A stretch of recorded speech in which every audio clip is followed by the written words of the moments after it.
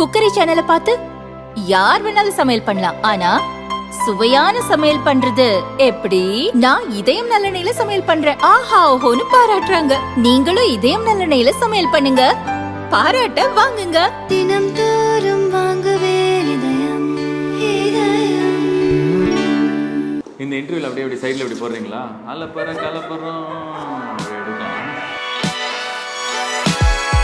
அந்த இடத்துல நான் பென்ஸ் எடுத்து கால் மேலே கால் போட்டு காரை ஓட்டுவேன். ஏவிஎம் ஸ்டுடியோ உட்றா வண்டி அப்படி சொன்னேன். அப்படின்னு சொல்லி கதை வச்சிருக்கியாமே, அது ஏன் அடுத்தவங்கலாம் சொல்கிறேன், நீ வா 950 சொல்லுவேன். இல்லைடா ரொம்ப பெரிய ஹீரோயின், நம்ம எப்படி சொல்கிறது, இல்லை நீ வந்து சொல்லணும்னு நான் சொன்னேன். அதே தான் ½ நேரம் சொன்னேன். அவங்களுக்கு ரொம்ப பிடிச்சது, அவங்க வந்துட்டாங்க. இன்னொருத்தர் கூட நான் ஒர்க் பண்ணதில்லை, ஆனால் அவர் என் மேலே பயங்கரமாக நம்பிக்கை வச்சிருக்காரு. அது வந்து விஜய் சார் வந்து இப்போது பொலிட்டிக்கல் என்ட்ரி, அதுக்கப்புறம் லாஸ்ட் படம் அந்த மாதிரிலாம் இருக்கிறதுனால சில காரணத்தாலும் நடக்கல. பட்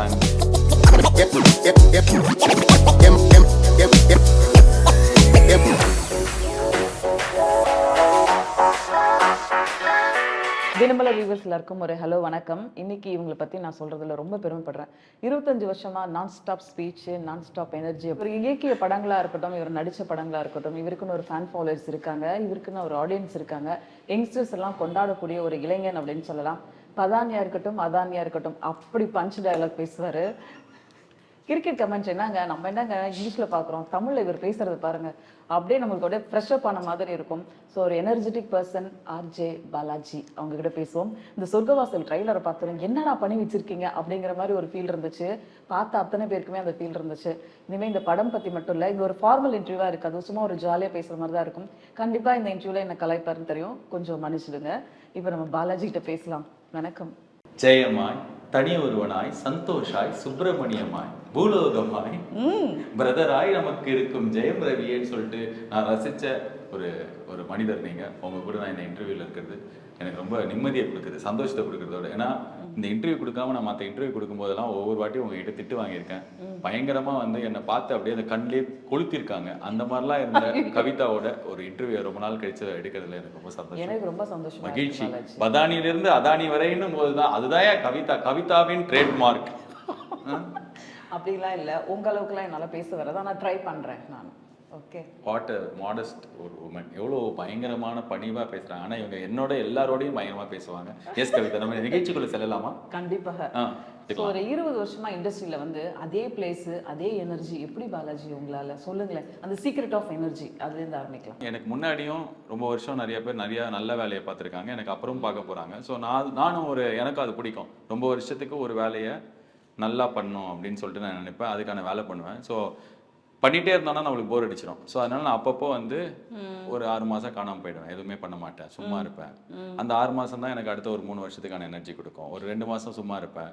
அந்த சும்மா இருக்கிற டைம் தான் ஐ திங்க் என்னோட energy to go back again. So நீங்கள் எனக்கு 2043 நம்ம இது மாதிரி பேசுகிறோம், இல்லை நான் உங்களை இன்டர்வியூ எடுக்கிறேன் அப்படின்னாலும் நான் அந்த ஃபுல் எனர்ஜியோட பண்ணுவேன். ஏன்னா எனக்கு வந்து ஒரே வேலையை ரொம்ப வருஷம் நல்லா பண்ணணும்னு இருக்கும். Super super. இப்போ 2013 உங்களுடைய புத்தகமாக அந்த படத்தில் வந்து உங்கள் குரலாக வரும்போதும் 2024 கிட்டத்தட்ட சொர்க்கவாசல் வரும்போதும் எப்படி இருக்கு?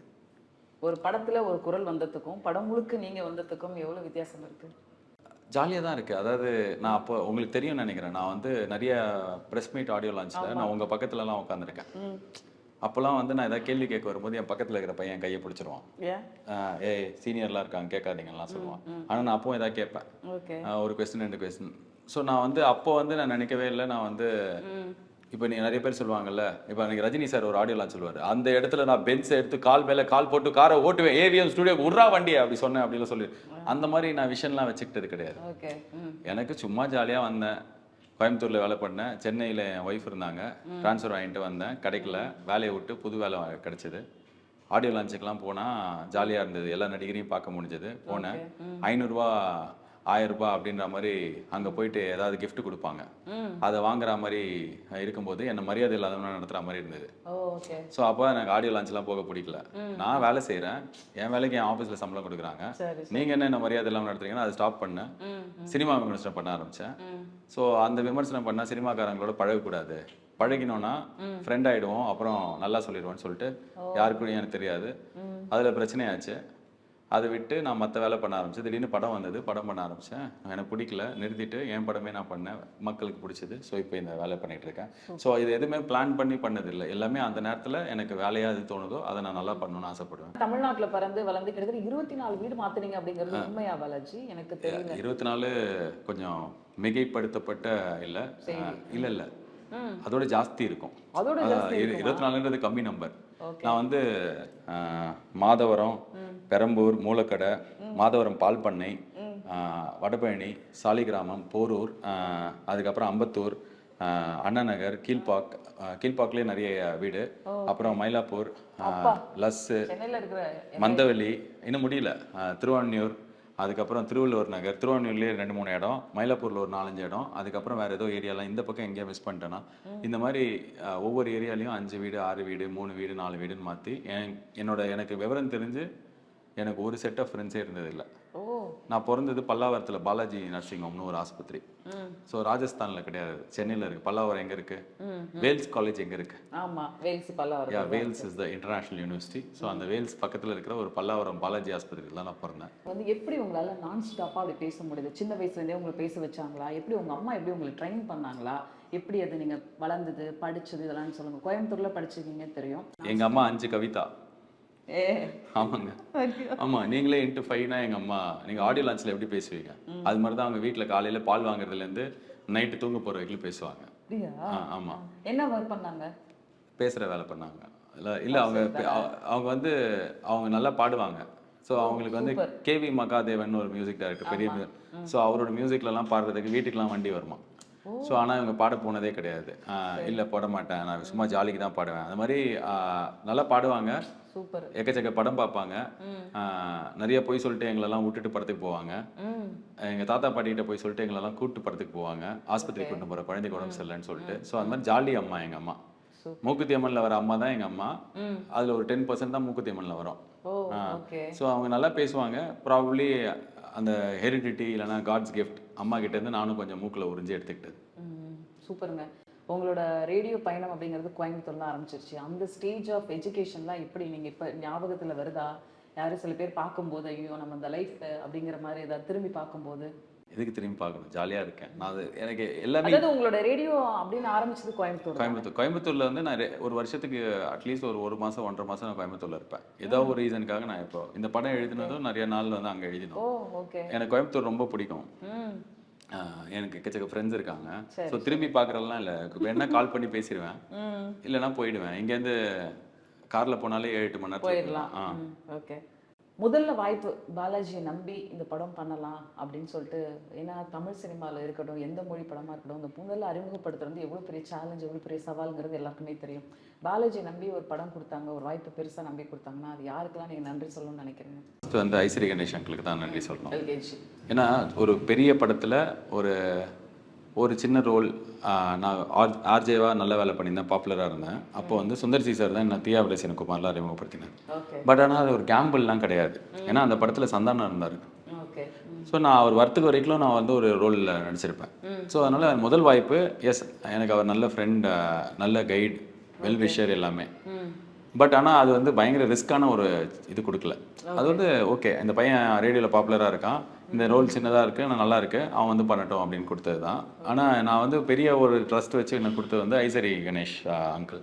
அவர் வந்து அந்த எல்கேஜிக்கு எந்த தாட்டும் இல்லாமல் இவன் கரெக்டாக பண்ணுவான், இவன் நல்லா பண்ணுவான்னு என்னை நம்பினார். அந்த நம்பிக்கை நான் வந்து வெறும்ன கதை சொல்லி ஓகே பண்ண வரைக்கும் இல்லை, அந்த படம் ரிலீஸ் ஆகிற வரைக்கும் அந்த படத்தோட சேட்டலைட் நான் வைக்காதீங்கன்னு சொல்லிட்டேன். ஏன்னா வைக்காதீங்க, ரொம்ப கம்மி காசு கேட்டாங்க. என்னோட ஃபர்ஸ்ட் படம்ன்றதுனால ரொம்ப கம்மி காசு கேட்டாங்க. என்ன காசு கேட்டாங்களோ நான் சொன்னேன் வைக்காதீங்க, ரிலீஸ்க்கு அப்புறம் இது கண்டிப்பாக ஜாஸ்தியாக போகும் அப்படின்னா. என்ன காசு கேட்டாங்களோ அந்த காசோட 8 டைம்ஸ் அதிகமாக போச்சு ரிலீஸ்க்கு அப்புறம், 8 டைம்ஸ். ஸோ அப்போ வந்து அந்த நம்பிக்கை வேணும்ல, இவன் சொல்கிறான் நம்ம எது கேட்கணும் அப்படின்னு இல்லாமல். ஸோ ஐஸ்வரி கணேஷ் அங்கிள், அப்புறம் சூர்யா சார் வந்து because all it took was some 1.5 hours for him to say yes to this film. So ஒரு பெரிய ஹீரோ, ஒரு 27 வருஷமாக அவ்வளோ பெரிய பாடி ஆஃப் ஒர்க் இருக்குது, அவ்வளோ பெரிய டைரக்டர்ஸோட ஒர்க் பண்ணியிருக்காரு. ஸோ அப்படி இருக்கும்போது நான் வந்து என்னை வச்சு மட்டும் படங்கள் பண்ணியிருக்கேன். ஸோ அதனால் அந்த ஒரு ட்ரஸ்ட் அவர் பண்ணது, அந்த படத்தை வந்து கன்வெர்ட் ஆகி இப்போ வந்து நடக்க போகுது அப்படின்னும் போது எனக்கு அவரோட அந்த ஒரு டிசிஷன் வந்து என் மேலே வச்ச பயங்கர பெரிய நம்பிக்கையாக பார்க்குறேன்.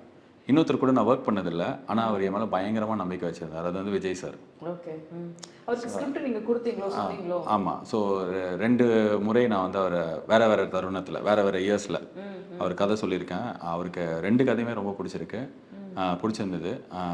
அண்ட் அவர் என் மேலே வச்சிருந்த நம்பிக்கை எவிடெண்ட்டாக எனக்கு தெரிஞ்சுது. அவர் அந்த என் மேலேயும் என்னோட ஒர்க் மேலேயும் ஸ்கிரிப்ட் மேலேயும் ரொம்ப ஹாப்பியாக அது ரொம்ப தூரம் போச்சு அந்த ப்ராசஸ். பிகாஸ் சார் வந்து இப்போது பொலிட்டிக்கல் என்ட்ரி, அதுக்கப்புறம் லாஸ்ட் படம் அந்த மாதிரிலாம் இருக்கிறதுனால சில காரணத்தினால நடக்கல. பட் எனக்கு வந்து இப்போவும் வந்து ஆச்சரியமாக இருக்கும். சார் வந்து நிறைய பேர் ஒரு 15-20 பேர் டேரக்டர்ஸ் வந்து கதை சொல்கிறதுக்கு இருக்காங்க, வெயிட் பண்ணிருக்காங்க. பட் ஆனால் அவங்களாம் நிறைய பேர் சில பேரால் மீட் கூட பண்ண முடியல. ஸோ நான் மல்டிபிள் டைம்ஸ் மீட் பண்ணி அவர் கதை சொல்லியிருக்கேன். அது வந்து அவருக்கு பிடிச்சிருக்கு. அது அடுத்தடுத்து கான்வர்சேஷன் அது போச்சு அப்படின்னும் போது அவர் என் மேலே வச்ச நம்பிக்கை. ஸோ அடுத்தது வந்து சொல்லணும் அப்படின்னா நயன்தாரா சொல்லலாம். மூக்குத்தி அம்மன். ஆனால் வந்து அகைன் நான் சொன்னது இப்போ சுந்தர் சி சாரோட இது மாதிரி தான். அது ஒரு பெரிய படம். அந்த படத்தில் நிறைய ஆக்டர்ஸ் இருக்காங்க. அதுலேயும் அந்த மாதிரி ஒரு கேம்பிள் இல்லை அதில். ஸோ இது அகைன் வந்து நான் எல்கேஜின்ற ஒரு படம் எடுத்திருக்கேன், அது நல்லா போயிருக்கு. ஆனால் நயன்தாரா மாதிரி ஒரு பெரிய ஸ்டார் வந்து அடுத்ததான் நான் போய் ஒரு கதை சொல்லும்போது இமீடியட்டாக நான் பண்ணுறேன், சூப்பர், இது நல்லா இருக்கு அப்படின்னு சொல்கிறேன். ஸோ சினிமாவை பொறுத்த வரைக்கும் இவங்க 4 பேர் வச்ச நம்பிக்கை வந்து எனக்கு ரொம்ப ரொம்ப பெருசாக படும் எப்போவுமே. இப்போ பார்த்தீங்கன்னா நடிச்சிங்க, படம் ஹிட் ஆச்சு, ஓகே. படம் டைரக்ஷன் பண்ணி ஒரு படம் ஹிட் பண்ணுறது இருக்குல்ல, அது எப்படி உங்களுக்கு டைரக்ஷன் பண்ணணுன்ற இன்ட்ரெஸ்ட் அந்த சமயத்தில் வந்துச்சு? நயன்தாரா எப்படி சூஸ் பண்ணீங்க? எல்கேஜியை வந்து எழுதி ஃபுல்லாக காஸ்டிங் பண்ணுறது, ப்ரீ ப்ரொடக்ஷன் பண்ணுறது, அதுக்கப்புறம் வந்து லொக்கேஷனோ காஸ்டியூமோ மார்க்கெட்டிங்கோ எல்லாமே பண்ணோம். டைரக்ட் வண்டி பண்ணல. ஓகே. ஏன்னா எனக்கு பயமாக இருந்தது, இவ்வளோ வேலை பண்ணி நம்ம இதை பண்ணாமல் இது பண்ண முடியுமா, ஹீரோவாக நடிக்கணும். ஸோ அப்போ வந்து பிரபு சார், கே ராஜன் இருக்கார்ல, அவரோட சன் பிரபு சார் வந்து ஐஸ்வரி கணேஷ் அவர்கள் வந்து சொன்னாங்க, இவர் என் ஃப்ரெண்டோட பையன், இவர் பண்ணுவார். நான் சொன்னேன் சரி ஓகே. எங்களுக்குள்ள நல்லா சிங்க் ஆச்சு. அவர் ரொம்ப ஹானஸ்ட்டாக வேலை பண்ணி கொடுத்தாரு. ஸோ அவர் டைரக்ட் பண்ணார். பட் அந்த படம் பண்ணும்போதே நான் ஒரு அசிஸ்டன்ட் டைரக்டர் மாதிரி தான் அதில் வேலை பண்ணியிருந்தேன். ஸோ அப்போ எனக்கு தனியாக பண்ணுற என்ன முடியும் அப்படின்ற கான்ஃபிடன்ஸ் கிடச்சிது. அப்போ தான் மூக்குத்தி அம்மன் எழுதினோம். எனக்கு அந்த படம் வந்து கமர்ஷியலாக நல்லா எழுதியிருக்கோம் அப்படி தோணுச்சு. கல்ட் கிளாசிக், ஒரு ஹாலிவுட் டைட்டானிக் அந்த ஜோன் இல்லை, ஜாலியாக எழுதியிருக்கோம் அப்படி தோணுச்சு. அப்போ வந்து நான் நயன்தாரா வந்து எனக்கு நல்லா தெரியும். ஆனால் நான் அவங்ககிட்ட கேட்கவே இல்லை. நான் வந்து ஸ்ருதி ஹாசன் எனக்கு நல்லா தெரியும், அவங்க ஃப்ரெண்டு. ஓகே. ஸோ அந்த மாதிரி எனக்கு தெரிஞ்ச சர்க்கிளில் இருக்கிறவங்க கிட்ட கேட்கலாம் தானே இருந்தேன். அப்போது விக்னேஷ் சிவன் கேள்விப்பட்டு அப்போ என்கிட்ட வந்து கேட்டார், இந்த மாதிரி ஒரு கதை வச்சிருக்கியாமே, அது ஏன் அடுத்தவங்கலாம் சொல்கிறேன், நீ வா நயன்கிட்டே சொல்லு. இல்லைடா ரொம்ப பெரிய ஹீரோயின், நம்ம எப்படி சொல்கிறது, இல்லை நீ வந்து சொல்லணும்னு நான் சொன்னேன். அதே தான் ½ hour சொன்னேன். அவங்களுக்கு ரொம்ப பிடிச்சது, அவங்க வந்துட்டாங்க. மற்றபடி எனக்கு இவங்க தான் பண்ணோம் அவங்க தான் பண்ணணும் இல்லை அவங்க. ஆனால் அவங்க வந்து அந்த ரோல் பண்ணும்போது அந்த ரோல் ரொம்ப பெருசாச்சு. அந்த படமாக வந்து பார்க்க வந்து பயங்கர பெருசாக தெரிஞ்சது. ஸோ ரொம்ப ஈஸியாக நடந்தது தான் சொல்லணும். தொடர்ந்து சினிமாவில் பார்த்தீங்கன்னா ஒரு சக்ஸஸாக வந்து நடக்கிறது வேற, சக்ஸஸ் கொடுத்துட்டே இருக்கிறது வேற, ரெண்டும் பயங்கர காம்படிஷன் தான். பார்த்தீங்கன்னா அடுத்து ரன் பேபி ரன், நீங்கள் எடுத்த படமும் ஹிட்டு, நடித்த படமும் ஹிட்டு, அப்படிங்கும்போது அந்த ஒரு ப்ரெஷர் எப்படி ஹேண்டில் பண்ணுறீங்க? அடுத்தடுத்து படங்கள் ஹிட் கொடுக்கறது இருக்குல்ல. இப்போ நீங்கள் இதில் இப்போ என்னது ஹிட்டு அப்படின்னு சொல்லும்போது எனக்கு ஃபஸ்ட்டு பார்க்குறதே எல்லா படத்துலையும் வந்து அந்த 2 விஷயம் பார்ப்போம். ஒன்று, பார்க்குறவங்க வந்து இந்த படத்தில் டிசப்பாயிண்ட் ஆகக்கூடாது. 2வது, யார் காசு போட்டு எடுக்கிறாங்களோ அவங்களுக்கு ப்ராஃபிட் கிடைக்கணும். சரி. ஸோ அப்படி தான் வந்து வீட்டில் விசேஷம், Mookuthi Amman, LKG, run baby run எல்லாமே பண்ணது என்னன்னா, அந்த ப்ரொடியூசர் சேஃப், அவங்களுக்கு நிறைய காசு வந்தது, அவங்க காசு லூஸ் பண்ணல, பார்க்குறவங்களுக்கு பிடிச்சதா, எவ்வளோ பேர் பார்க்குறாங்கன்றது நம்ம கையில் இல்லை. இப்போ நான் அவங்க கிட்ட ப்ரொமோஷன் பண்ணுறேன், இன்னொரு இன்டர்வியூ பண்ணுறான், அது எல்லாமே படத்தை பார்க்க வைக்கிறதுக்கு. ஸோ அந்த வகையில் வந்து அது எல்லாமே இப்போ இது எல்லாமே பேங்கபிள் ஃபிலிம்ஸ். பட் ஆனால் இப்போ நீங்கள் ரன் பேபி ரன்னோ இல்லை வீட்டில் விசேஷமோ தியேட்ரிக்கல் பிளாக் பஸ்டர் கிடையாது. தியேட்டரில் வந்து டீசெண்டாக போச்சு, வீட்டில் விசேஷம் நல்லா போச்சு, அப்படி தான் போச்சு. ஐயோ வீட்டில் விசேஷம்னா இவ்வளோ வசூல் சாதனை அதெல்லாம் இல்லை. அது வந்து ஒரு நல்ல தேட்டரில் ஓகேப்பா அப்படின்னு. ரன் பேபி ரன் தேட்டர் படமே கிடையாது, நாங்கள் எடுத்ததே ஓடிடிக்கு தான் எடுத்தோம். இல்லை அந்த படம் ஓகே, தேட்டரில் ரொம்ப என்ன சொல்கிறது, ரொம்ப சுமாராக போச்சு தேட்டரில். ஏன்னா அந்த படம் தேட்டருக்கே, ஆனால் எனக்கு டிசப்பாயிண்டிங்காலாம் இல்லை. ஏன்னா அந்த ப்ரொடியூசருக்கு வந்து whatever little profit they made money out of it. And டைரக்டராக வந்து எனக்கு ரொம்ப ஹாப்பியாக இருந்தது ஒர்க் பண்ணும்போது.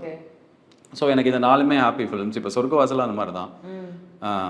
இப்போ இன்னைக்கு இருக்கிற ஓடிடி சினாரியோவில் இந்த படம் வந்து ரொம்ப பெரிய டீல் வந்து ஸ்ட்ரைக் பண்ணியிருக்காங்க அந்த ப்ரொடியூசர்ஸ். ஸோ தேட்டருக்கும் வந்து இன்னைக்கு இப்போ நம்ம பேசிட்டு இருக்கிற டைமில் இன்னும் அனௌன்ஸ் பண்ணல. ஸோ வேற ஒரு பெரிய ஒரு பெரிய ப்ரொடக்ஷன் ஹவுஸ் வந்து டிஸ்ட்ரிபியூட் பண்ண போகிறாங்க. ஸோ அதனால் இந்த படமும் வந்து கடவுள் புண்ணியத்தில் நல்லா ப்ரொடியூசருக்கு இது பண்ணோம், பார்க்குறவங்களுக்கு பிடிக்கும்னு நம்புகிறேன். காமெடியன், இயக்குனர், நடிகர், இது எப்படி உங்கள் வளர்ச்சி நீங்கள் பார்க்குறீங்க? ஒரு ஒரு ஒரு காமெடி ஆர்டிஸ்டாக படங்களில் ஆரம்பித்து அப்புறம் ஒரு நடிகராக நின்று அதுக்கப்புறம் ஒரு டைரக்டராக சக்ஸஸ் பண்ணுறது, இந்த ட்ராவல் எப்படி பார்க்குறீங்க? பெரிய பெரிய பிளெஸ்ஸிங்காக பார்க்குறேன். நிறைய பேருக்கு அமையாது, அது அமைஞ்சிருக்குன்னும் போது கடவுள் ரொம்ப என்கிட்ட கைண்டாக இருந்திருக்காரு அப்படின்னு தான் பார்க்குறேன். ஆமாம், இது வந்து நான் செம்மையாக வேலை பண்ண எனக்கு கிடச்சது கிடையாது, கடவுள் ரொம்ப கைண்டாக இருந்திருக்காரு, இதெல்லாம் கொடுத்துருக்காரு, இதை நான் வந்து கரெக்டாக பாதுகாத்து வச்சுக்கணும், ஓகே, ஈஸியாக எடுத்துக்கூடாதுன்னு தோணும். சூப்பர். இப்போ நடிக்கிற நடிகர்கள் பற்றி உங்களோட ஒப்பீனியன் என்ன? நிறைய நியூ கமர்ஸ் வர்றாங்க, அவங்க கூட ஆர்ஜே பாலாஜியும் ஒருத்தராக நிற்கும் போது எப்படி இருக்குது? பயமாக இருக்குது, ஏன்னா பயங்கரமாக பண்ணுறாங்க. ஃபார் எக்ஸாம்பிள் மணிகண்டன், லப்பர் பந்து படம் பார்த்தா, ஹரிஷ் கல்யாண், அட்டகத்தி தினேஷ், கெத்து தினேஷ், இப்போது நிறைய பேர், எக்கச்சக்க பேர். நான் படம் ஒவ்வொரு வாட்டி பார்க்கும்போதும், இப்போ ஹிந்தியில் 12th ஃபெயில்னு ஒரு படம், ஓகே, அந்த விக்ராந்த் மாசேன்னு அந்த ஹீரோ, அவரும் வந்து ஒரு நியூ ஹீரோ தான், இப்போ தான் வராரு. ஆனால் அப்பா என்ன இப்படி நடிக்கிறாங்கன்னு இருக்கு. ஸோ எனக்கு கான்ஸ்டண்ட்டாக கம்பீட் பண்ணுறதும் இல்லாமல் நான் என்னோட கேம் பெட்டர் பண்ணிகிட்டே இருந்தால் தான் இவங்க கூடலாம் நிற்க முடியுன்றது. இப்போ சொர்க்கவாசல் மாதிரி படங்கள்லாம் நான் பண்ணும்போது எனக்கு அதுதான் சரி, ஓகே, நம்ம அந்த இடத்துல அவங்களோட கம்பீட் பண்ணோம்னா நம்ம ஓரளவுக்கு அது இது பண்ணோம் அப்படின்றது தான். ஸோ பயங்கரமாக பண்ணுறாங்க எல்லாரும், எனக்கு பார்க்கும்போதே செம்மையாக இருக்குது. சூர்யா படத்தை பற்றி நிறைய விமர்சனம் பண்ணியிருந்தா கூட சூர்யாவே வச்சு படம் டைரக்ட் பண்ணுறது அப்படிங்கிறது எவ்வளோ பெரிய ட்ரீம் உங்களுக்கு இருந்துச்சு சொல்லுங்கள். இந்த கதைக்கு அவர் தேவைப்பட்டாரா, இல்லை இந்த கதையில் எப்படி சூர்யா வந்தார்? ரொம்ப அதுவும் சொன்னேன், கடவுள் ரொம்ப கைண்டாக ஒரு விஷயம் எனக்கு பண்ணார். நான் ஒரு வேலை பண்ணியிருந்தோம், அந்த வேலை வந்து சூர்யா சாருக்கு இது மாதிரி ஒன்று இருக்குன்னு தெரிஞ்சு என்னை கூப்பிட்டு கேட்டார். கேட்டோன்னா அவருக்கு ரொம்ப பிடிச்சது. பிடிச்ச உடனே அவர் வந்து இமீடியட்டாக நான் பண்ணுறேன் அப்படின்ற மாதிரி சொன்னார். I think that shows the bigness of the man. நீங்கள் சொன்னீங்க நான் வந்து ஒரு படத்தை விமர்சனம் பண்ணியிருக்கேன், இல்லை ரிவ்யூ பண்ணியிருக்கேன் எல்லாம், அதெல்லாம் அவர் ஸ்டாப்பே பண்ணல. நான் மீட் பண்ணுறதுலையோ, என் கதை கேட்குறதுலையோ, கதை கேட்டு இமீடியட்டாக பாராட்டுறதுலையோ, அது நான் பண்ணுறேன்னு சொல்கிறதுலையோ. ஸோ ஐ திங்க் அவரோட பெருந்தன்மை, அவரோட ஒரு இதுதான் அது. ஸோ அதனால் நான் இதுக்கு என்ன கிரெடிட் எடுத்துக்க முடியும்னு தெரில. ஸோ சூர்யா சாருக்கு அது ரொம்ப பிடிச்சது, அவர் பிடிச்சிட்டு அது அக்செப்ட் சூப்பராக இருக்குது, வாங்க பண்ணலாம் உடனே அப்படின்னும் போது think that shows is greatness. சரி, சூர்யா படம்னாலே ஒரு ஆக்ஷன் லவ் அப்படின்னு தான் நம்ம பார்த்துருக்கோம். எனக்கு ஒரே ஒரு சின்ன லைன் மட்டும் சொல்லுங்கள், இது என்ன மாதிரியான படமாக இருக்கும் அப்படின்னு சொல்லிட்டு. சூர்யா பாலாஜி காம்பினேஷன் எப்படி இருக்கும் அப்படின்னு. நல்லா இருக்கும். அது நான் வேலை பண்ணிட்டு சொல்கிறேன். நம்ம இப்போ எனக்கு என்ன, நான் வேலை பண்ணுறதுக்கு முன்னாடி எது பேசுறதுக்கும் நீங்கள் இப்போ இந்த சொர்க்கவாசல் ப்ரொமோஷன் ஆகட்டும், எந்த படமாக இருந்தாலும் நான் படம் பாருங்கள், நீங்கள் பார்த்துட்டு உங்களுக்கு பிடிச்சதுன்னா நான் ரொம்ப ஹாப்பியாக இருப்பேன். ஓகே, காமெடி கதையிலேருந்து ஒரு சீரியஸ் கதைக்கு வர்றது அப்படின்ற ஒரு டிரான்ஸ்ஃபர்மேஷன் எப்படி நீங்கள் பார்க்குறீங்க இந்த படத்துலையா? கொஞ்சம் கஷ்டமாக இருந்தது, ஆனால் ஓரளவுக்கு டீசெண்டாக பண்ணியிருக்கேன்னு நினைக்கிறேன். படம் பார்த்தா கொஞ்சம் பரவாயில்லையே, நல்லா நடிச்சிருக்கோமே அப்படி இருந்தது. இந்த காம்பினேஷனே இல்லை பயங்கரமாக இருக்குது. ஒரு பக்கம் கருணாசு, செல்வராகவன், பாலாஜி, இந்த 3 பேரும் நாங்கள் ஸ்க்ரீனில் பார்க்குறது பயங்கரமாக இருக்குது. ஸோ நீங்கள் நடிக்கும்போது எப்படி இருந்தது? செல்வராகவன் சார் அவங்க கூடலாம் சொல்லுங்களேன். நார்மலாக அவர் பேசவே மாட்டார் அப்படியா செட்டில்?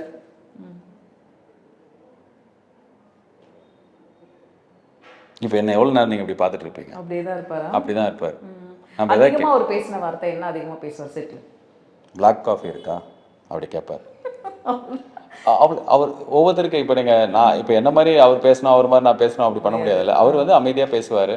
சில கான்வர்சேஷன் எங்களுக்குள்ளே இருந்திருக்கு. ரொம்ப அவரோட ப்ரெசன்ஸே வந்து ஸ்க்ரீனில் வந்து அவர் வந்து எதுவுமே பெருசாக பண்ண வேணாம்.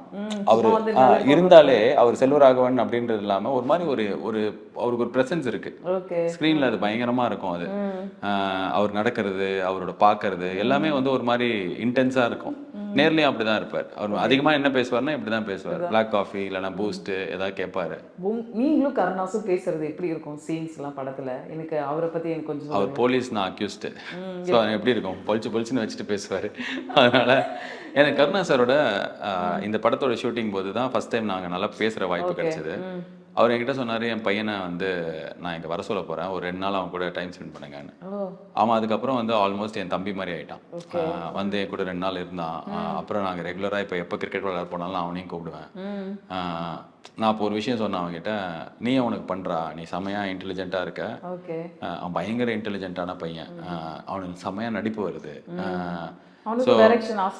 டைரக்ஷன் ஆசைன்னு இல்லை, அவன் நடிக்கிற ஆசை இருக்கு பயங்கரமா. ஸோ அவன் நிறைய படத்துக்காக வெயிட் பண்ணிட்டு இருக்கான், இந்த படம் நடக்கும் அந்த படம் நடக்கும் அப்படின்னு சொல்லிட்டு. ஸோ அப்போ சொன்னேன், நீயே உனக்கு எதாவது இருந்த ஐடியா இருந்தா பண்ணுன்னு.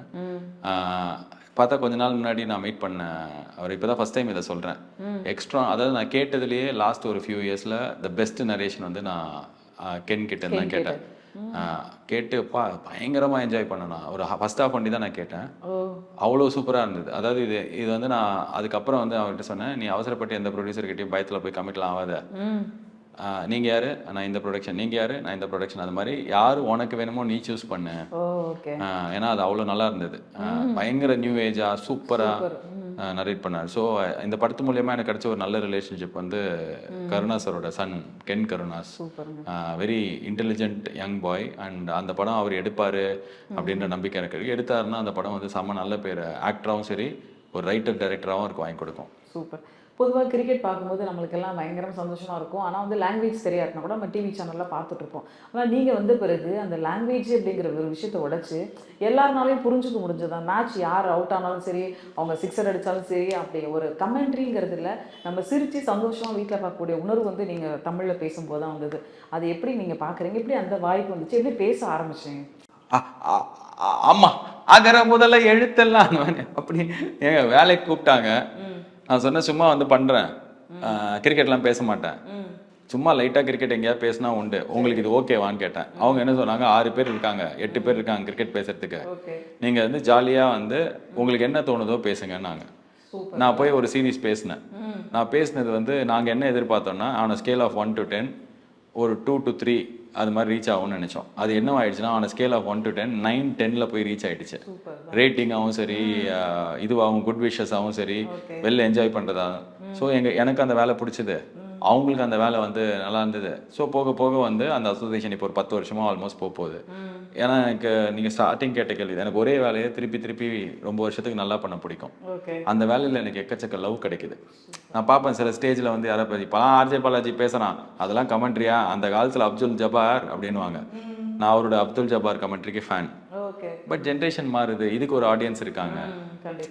ஸோ எல்லாமே இளையராஜா மியூசிக் தாங்க, ஏஆர் ரஹ்மான்லாம் என்ன, எம்எஸ் விஸ்வநாதன் தாங்க, இளையராஜா தான் என்ன அப்படின்னு சொல்லிட்டு நம்ம ஒரு இடத்துல தேங்கிடக்கூடாதுன்னு நினைப்பேன்.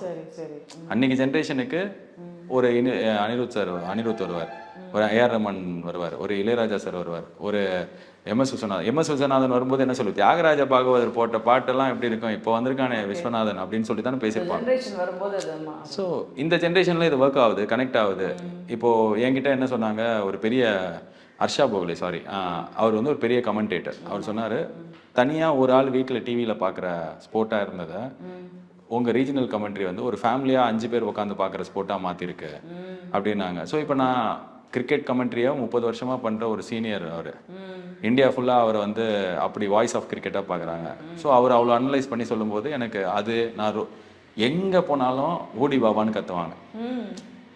நான் மதுரையில் போய் ஷூட்டிங் பண்ணுறேன், நைட்டு 1 மணிக்கு ஒரு 1000 பேர் அங்கே நின்றுட்டுருக்காங்க ஷூட்டிங் பார்க்குறதுக்கு.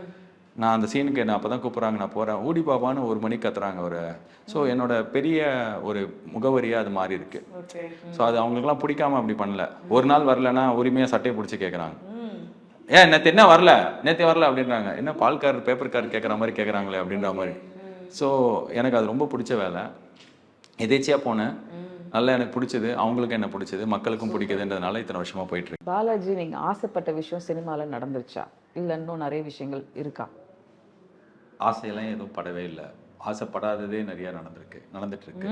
ஸோ அதனால எனக்கு வந்து நடக்கும்போது அது என்ன இது நம்மளுக்கு நடக்குதுன்ற ஃபீலிங் வந்து இன்னும் பெட்டர் தென் ஆசைப்பட்டு அது நடந்தாலோ இல்லை நடக்காம போனாலோ.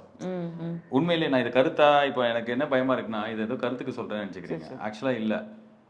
இப்போ என்னோட biggest dream in life Suriya சாரோட ஒரு படம் டைரக்ட் பண்ணணும்னு இருக்குன்னு வச்சுக்கோங்க. ஓகே, இப்போ எனக்கு அது நடக்குதுன்னு இருக்கு கடவுள் புண்ணியத்தில். இதுக்கப்புறம் என்ன, நான் ட்ரீம் மாற்றிப்பேனா இல்லை பண்ணிட்டோமே அப்படின்னு சொல்லிட்டு போயிடுவோமா, அடுத்து வேற ஏதாவது அடுத்த ஸ்டெப்புக்கு போகணும் நான் இல்லை வேற ஏதாவது அடுத்த ஸ்டெப்புனா திருப்பி நம்ம புதுசாக இப்போ ஓகே வேற ட்ரீம், இப்போ இன்னும் ஒரு 6 மாதத்துக்கு வேற ட்ரீம், அப்படி அது எனக்கு நடந்ததே இல்லை.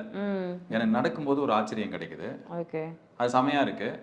அது வந்து நான் சூப்பராக பண்ணிடணும் அப்படின்னு ஆசைப்படுறேன், அதுக்கான வேலை பண்ணுறேன். அப்படி வேலை பண்ணும்போது நான் அடுத்ததாக எது நடக்கணும்னு நினைக்கிறேனோ அதோட பெட்டராக கடவுள் எனக்கு கொடுக்குறாரு. ஓகே, ஏன்னா நான் இதை நல்லா பண்ணுறேன், அது நல்லா பண்ணல இல்லை, கடவுள் எனக்கு ஏதோ ஒரு விதத்தில் பிளஸ் பண்ணிகிட்டே இருக்காரு. ஸோ நான் எதுக்கு நான் எனக்கு இது வேணும் அது வேணும், சரி நான் ஒரு ஆப்பர்ச்சுனிட்டி நோக்கி போயிட்டு இருந்தேன்.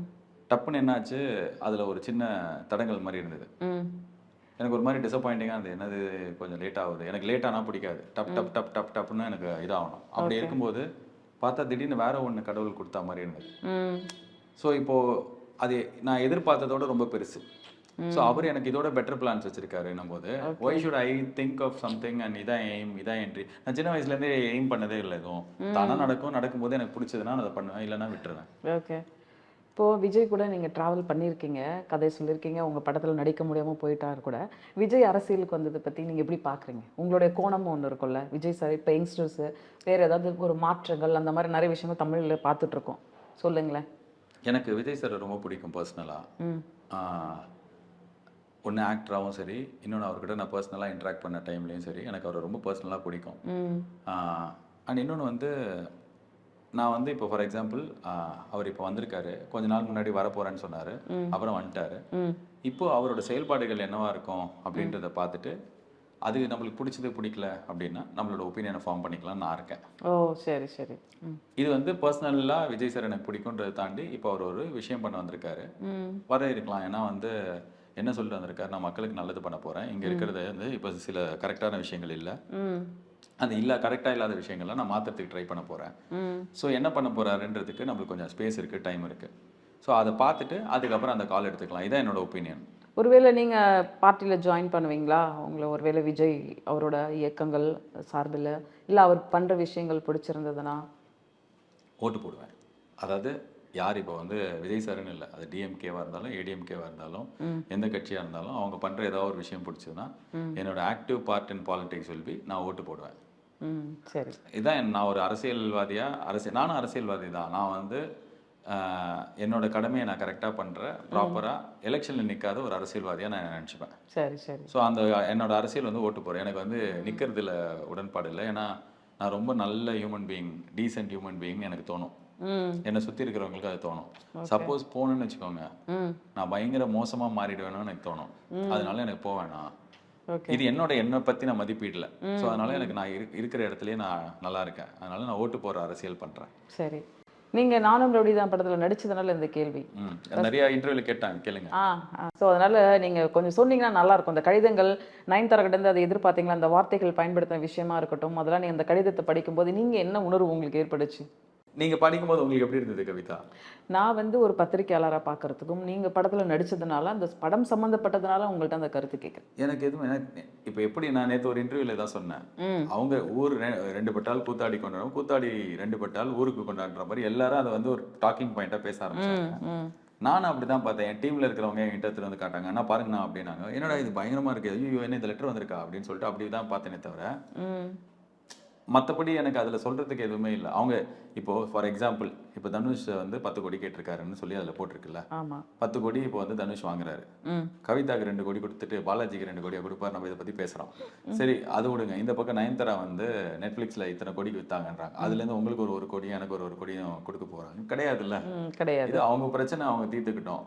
நீங்கள் அந்த டாக்குமெண்ட்ரி நெட்ஃப்ளிக்ஸில் வந்திருக்கோம், சப்ஸ்கிரிப்ஷன் தான் நீங்கள் பாருங்கள். நேற்றே பார்த்துட்டேன். ஓ நேற்றே பார்த்துட்டீங்களா? வாவ், சச்ச Kavitha is dedicated student of cinema and journalism. ஓ பார்த்துட்டேன், நான் இன்னும் பார்க்கல. சரி சரி, அவ்வளோதான். நம்மளுக்கு இது தனுஷ் இதுல ஏதாவது பேசினாரா? பேசல. ஏன் நீங்க அவர்கிட்ட தானே கேட்கணும். அவரு தானே இப்போ என்கிட்ட சொந்தக்கார கூட கிடையாது. என்கிட்ட படத்துல நடிச்சதுனால உங்களுக்கு நடிச்சதுனால கேட்டீங்களா? அந்த படத்துல இன்னும் எவ்வளவு பேர், பார்த்திபன் சார் நடிச்சிருக்காரு, மரக்காணத்துல தான் இருப்பேன். போய் அவர்கிட்ட கேளுங்க, விஜய் சேதுபதி கிட்ட கேளுங்க. உங்களை நாங்க இப்ப பாக்குறப்ப தானே கேட்கிறோம். இல்ல எனக்கு நிஜமாலே என்னன்னா இதுல நான் என்னதான் சொல்லணும் சொல்லுங்க நீங்க. ஏன்னா இதுக்கு ஏதாவது ஒரு கருத்து நான் நடிச்சிருக்கேன், நானும் ரவுடி தானே எனக்கு பிடிக்கும், படம் பிடிக்கும், எக்ஸ்ட்ரானரியா ஜாலியா டிவியில இப்பவும் கேடிவில போட்டா நான் சிரிச்சு, நான் நடிச்ச படத்துல நான் ஒரு படம் சிரிச்சு நல்ல பரவாயில்ல பாலாஜி காமெடி ஒர்க் ஆகுதுன்னு நினைச்ச படம் அதுதான். அவ்வளவுதான் எனக்கு படம் நானும் ரவுடி தான் பிடிக்குங்க. ஓகே, அந்த படம் எனக்கு நல்ல பேர் வாங்கி கொடுத்தது, என் காமெடி எனக்கே பிடிக்க வச்சது, அவார்ட்ஸ் எல்லாம் கூட கிடைச்சது. சைமா அவார்ட்ஸ்ல போயிட்டு சிங்கப்பூர்ல வணக்கம் சிங்கப்பூர் அப்படின்னு சொல்ல வச்சது. So I will always be happy and grateful for that film. உங்களுக்கு பிடிச்ச காமெடி ஆர்டிஸ்ட் யாரு? Santhanam sir, Goundamani sir, Vadivel sir, அப்புறம் விவேக் சார், 4 பேர் பிடிக்கும். எனக்கு வந்து நான் என்னோட காலேஜ் ஸ்கூல் எண்டு காலேஜ் அந்த டைம்லலாம் இருந்தது சந்தானம் சாரோட பீக். ஸோ அதனால நான் பயங்கரமா சந்தானம் சார் வந்து எனக்கு அப்படியே அப்பா அந்த லுலு சபாலேருந்து நான் ஃபாலோ பண்றேன். ஸோ எனக்கு வந்து நான் இன்னைக்கு வந்து யாரோ பேசும்போது சொன்னேன், கண்ணு முன்னாடியே வந்து தோனின்ற ஒருத்தர் இன்ட்ரடியூஸ் ஆகி ஒரு சின்ன பையன் வரான், 2-4 லிட்டர் பால் குடிப்பானா, பயங்கரமாக அடிக்கிறான் அப்படின்னு சொல்லி அந்த தோனி வந்து இந்தியா விளையாடி இந்தியா கேப்டன் ஆகி வேர்ல்டு கப் ஜெயிச்சு கொடுத்து கண்ணு முன்னாடி இப்போ நம்மளுக்கு ரிட்டையர் ஆயிருக்காரு, லெஜெண்டாக இருக்காரு, ஒரு பையன் வரான். அது மாதிரி தான் எனக்கு சந்தானம் சார் தோணும். இதுலேருந்து சொல்லு சபாலேருந்து பார்க்குறேன், கண்ணு அதுலேருந்து சினிமா வராரு. சினிமாவில் பார்த்தா ஒரு நான் வந்து சான்ஸே இல்லைன்னு வியந்து என்னோட டீனேஜில் என்னோட காலேஜ் டைமில் நான் பார்த்த பெரிய காமெடி ஆக்டர் வந்து சந்தானம் சார். தேங்க்யூ, ரொம்ப சந்தோஷம். நீங்கள் அடுத்தடுத்த படங்கள் பெரிய ஹிட் கொடுக்கணும். ஒரு பெரிய எக்ஸ்பெக்டேஷன் இருக்குது. இந்த நியூ டைரக்டர்ஸ் எல்லாம் தமிழ் சினிமாவில் இப்போ சமீபமாக கவனிக்கப்படுறாங்க. ஸோ அந்த வரிசையில் நீங்களும் இருக்கீங்க. இவனுக்கு சம்ம லக்கு என்ன தெரியுமா, இந்த வருஷம் ரவுண்ட் டேபிள் ஏதாவது போட்டால் இவனையும் கூப்பிட்டுருவாங்க. ஏன்னா நவம்பர் 29 ரிலீஸ் சொர்க்கவாசம் டைரக்டர் நம்ம கூட இருக்காங்க. இதே வந்து மார்ச் மாதம் இந்த படம் வந்து கூப்பிட்டுருப்பாங்களா தெரியாது, மறந்துருப்பாங்க. நவம்பர் 29ன்றதுனால எல்லா ரவுண்ட் டேபிள்லயும் இருப்பான். அப்பெல்லாம் நீ என்னை பத்தி ஏதாவது பெருமையா பேசுற. ஓகே, இணைந்த கைகள் அருண் பாண்டியன் ராம்கி இடமிருந்து விடைபெறுவது தினமலர் கவிதா.